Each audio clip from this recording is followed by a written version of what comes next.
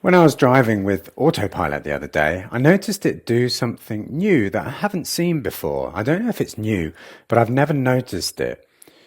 My 2022 Model Y long-range dual motor moved over to the right-hand side of the lane each time I passed a large truck or HGV.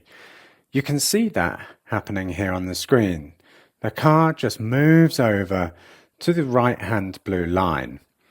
I thought this was interesting, so I thought I'd share it with you here and see what everyone thinks. So you can see a clip now of me navigating on a bit of a rainy day in the UK, and I've never really used Autopilot that much. It's just the standard Autopilot that comes with the car, but I was using it a bit more on this drive, and I really liked this feature just because naturally, as you would move over to the right-hand side of a lane as you pass an HGV, that's exactly what Autopilot with Auto Steer was doing. You can see really clearly here, the car's definitely moved over slightly to the right-hand side of the lane. And it actually made me a bit more comfortable using this feature during the drive. We have quite narrow roads in the UK, and it's not always that appealing to let the car pass an HGV on its own. Now, the other thing I wanted to share is my experience with changing lanes with Autopilot. I've managed to work out a process to make this nice and smooth, and I wanted to share that with you. So here I put a hard left indicator on, check blind spot, and move into the inside lane.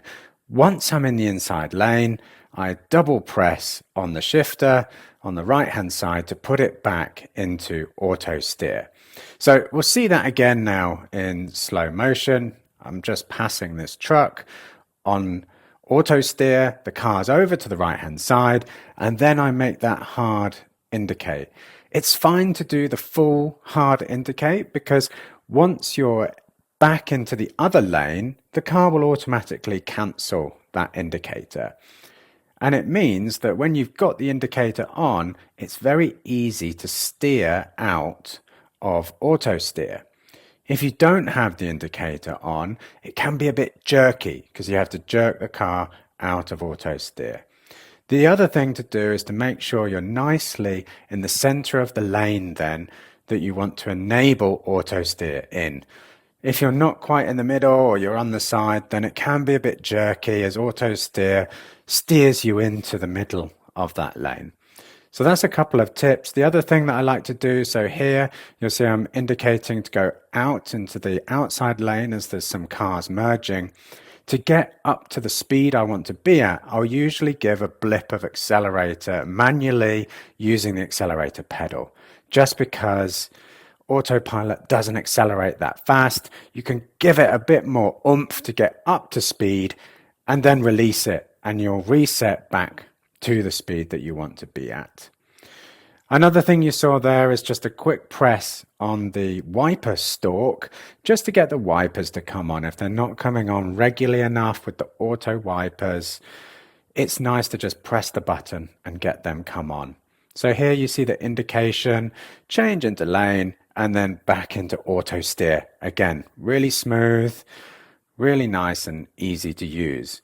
So I was really pleasantly surprised on this drive. One of my first times using auto steer for about 260 miles non-stop, and it made the drive really nice and effortless. You can see there again in the right-hand lane, passing that truck, and it just makes it a bit more enjoyable during the drive. You're not having to worry so much about it. There is still the issue of some phantom braking. I didn't have that happen on this drive, but it does happen a bit sometimes, and it's just something to be aware of. You need to make sure that you have obviously still got your eyes on the road, you've got your foot ready to accelerate or brake if you need to, and you're ready to do a different steering maneuver if required. So thanks for watching. I hope that can help some of you that are considering using auto steer on autopilot. I haven't purchased the upgrade to Autopilot. That may be something that I do. But also, if you're considering buying a new Tesla, this might be helpful for you to see how things work. And I'd encourage you to use my referral code if you are looking to buy a new Tesla and you're new to Tesla. That will be in the comments down the bottom. So this final clip here, you can just see passing 3 trucks in a line. It would have been nice actually if it stayed in that right-hand lane for longer. It steers back in between each truck, but still, it was good.